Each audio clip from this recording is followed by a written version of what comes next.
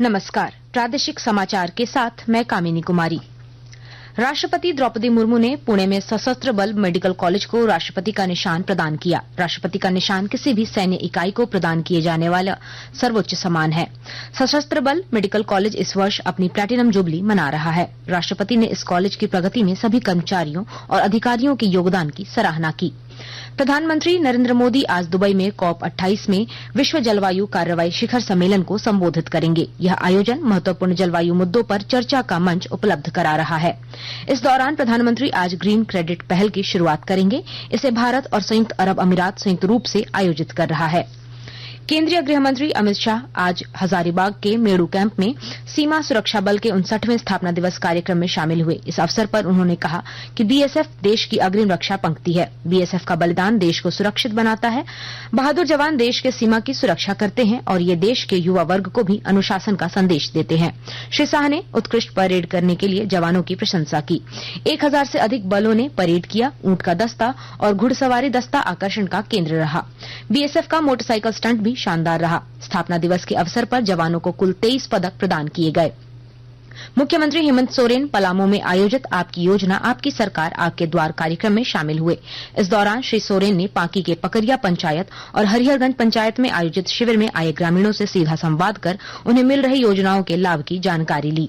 पलामू जिले के 21 प्रखंड के 265 पंचायत और 5 नगर पंचायतों में कार्यक्रम के तहत 400 शिविरों का आयोजन किया गया है।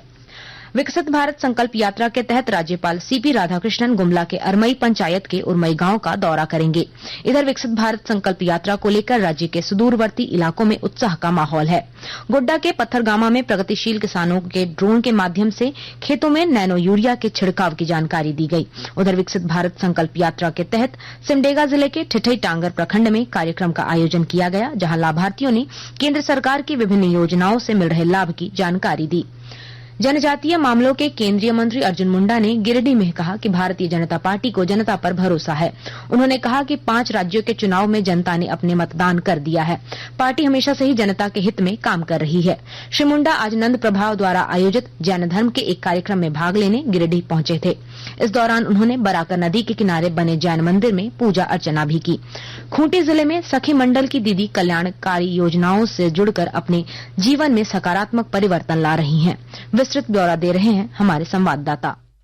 सखी मंडल की दीदियां कल्याणकारी योजनाओं से जुड़कर अपने जीवन में सकारात्मक परिवर्तन प्रदर्शित कर रही हैं। साथ ही अपने जीवन की सफलता की कहानी आम जनों तक पहुंचाने के उद्देश्य से संवाददाता सखी की भूमिका भी निभा रही हैं। खूंटी जिले के कर्रा प्रखंड अंतर्गत गोविंदपुर पंचायत की गुसा आंबाटोली गांव की रहने वाली जीवनी सांगा दीदी जैस्मिन आजीविका समूह से जुड़ी। समूह के सहयोग से 15,000 रुपए ऋण लेकर 5 बकरियां खरीदी और उन्हें पालने लगी। आज दीदी के पास 26 बकरियां और 37 मुर्गियां हैं, जिन्हें वह समय समय पर बेचकर अपनी जरूरतों को पूरा करती है। बीते दिनों उसने 8 बकरियों को बेचकर एक छोटे सी किराना की दुकान खोली। ज्योत्सना शीला, आकाशवाणी समाचार, खूंटी। चतरा जिला प्रशासन मतदाता पुनरीक्षण अभियान के तहत 80 वर्ष से ऊपर के बुजुर्गों को चिन्हित कर उन्हें मतदान के लिए प्रोत्साहित करने का काम कर रहा है। पुलिस अधीक्षक राकेश रंजन ने शहर में 80 वर्ष से अधिक के महिला मतदाताओं को गुलाब का फूल देकर मतदान के लिए प्रेरित किया। देवघर क्षेत्र के बुढ़ई पहाड़ पर 3 दिवसीय नवान मेला लगाया गया है। पर्यटन मंत्री हफीजुल हसन ने कहा कि सरकार बुढ़ई मेले में जल्द ही राजकीय मेला घोषित करेगी। इसके लिए विभागीय स्तर पर सारी तैयारियां शुरू कर दी गई है। श्री हसन ने कहा कि यह देवघर ही नहीं बल्कि संताल परगना क्षेत्र का सबसे बड़ा मेला है। इसके साथ ही आकाशवाणी रांची से प्रादेशिक समाचार का ये बुलेटिन समाप्त हुआ। नमस्कार।